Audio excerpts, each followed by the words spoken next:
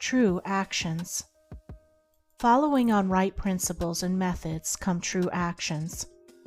One who is striving to grasp true principles and work with sound methods will soon come to perceive that details of conduct cannot be overlooked, that, indeed, those details are fundamentally distinctive or creative, according to their nature, and are of deep significance and comprehensive importance, and this perception and knowledge of the nature and power of passing actions will gradually open and grow within him as an added vision, a new revelation.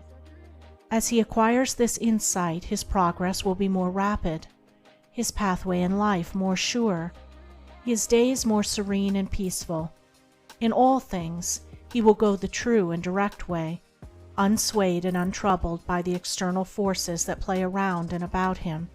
Not that he will be indifferent to the welfare and happiness of those about him, that is quite another thing, but he will be indifferent to their opinions, to their ignorance, to their ungoverned passions.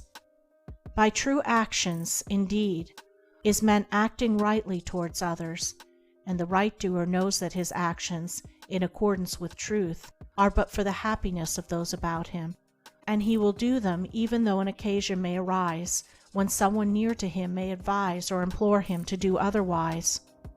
True actions may easily be distinguished from false by all who wish so to distinguish, in order that they may avoid false action and adopt true.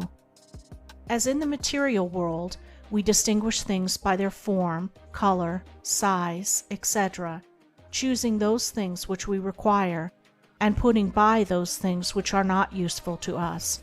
So in the spiritual world of deeds, we can distinguish between those that are bad and those that are good by their nature, their aim, and their effect, and can choose and adopt those that are good and ignore those that are bad. In all forms of progress, avoidance of the bad always precedes acceptance and knowledge of the good. Just as a child at school learns to do its lessons right by having repeatedly pointed out to it how it has done them wrong, if one does not know what is wrong and how to avoid it, how can he know what is right and how to practice it? Bad or untrue, actions are those that spring from a consideration of one's own happiness only, and ignore the happiness of others, that arise in violent disturbances of the mind and unlawful desires, or that call for concealment in order to avoid undesirable complications. Good or true actions are those that spring from a consideration for others, that may arise in calm reason and harmonious thought framed on moral principles, or that will not involve the doer in shameful consequences if brought into the full light of day.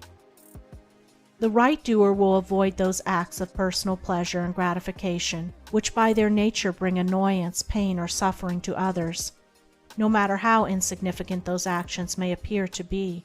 He will begin by putting away these. He will gain a knowledge of the unselfish and true by first sacrificing the selfish and untrue. He will learn not to speak or act in anger, or envy, or resentment, but will study how to control his mind, and will restore it to calmness before acting, and most important of all, he will avoid, as he would the drinking of deadly poison, those acts of trickery, deceit, double-dealing, in order to gain some personal profit of advantage, and which lead, sooner or later, to exposure and shame for the doer of them. If a man is prompted to do a thing which he needs to conceal, and which he would not lawfully and frankly defend if it were examined of witness, he should know by that it is a wrong act, and therefore to be abandoned without a further moment's consideration. The carrying out of this principle of honesty and sincerity of action, too, will further lead him into such a path of thoughtfulness and right doing as will enable him to avoid doing those things which would involve him in the deceptive practices of other people.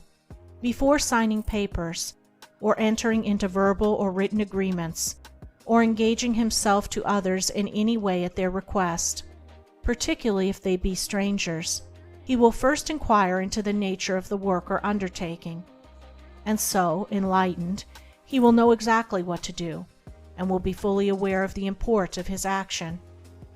To the right doer, Thoughtlessness is a crime.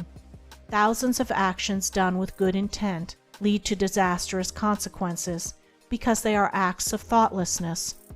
And it is well said that the way to hell is paved with good intentions. The man of true action is, above all things, thoughtful. Be ye therefore wise as serpents and harmless as doves. The term thoughtlessness covers a wide field in the realm of deeds. It is only by increasing in thoughtfulness that a man can come to understand the nature of actions, and can, thereby, acquire the power of always doing that which is right. It is impossible for a man to be thoughtful and act foolishly. Thoughtfulness embraces wisdom. It is not enough that an action is prompted by a good impulse or intention. It must arise in thoughtful consideration, if it is to be a true action. And the man who wishes to be permanently happy in himself and a power for good to others must concern himself only with true actions. "I did it with the best of intentions" is a poor excuse from one who has thoughtlessly involved himself in the wrongdoing of others. His bitter experience should teach him to act more thoughtfully in the future.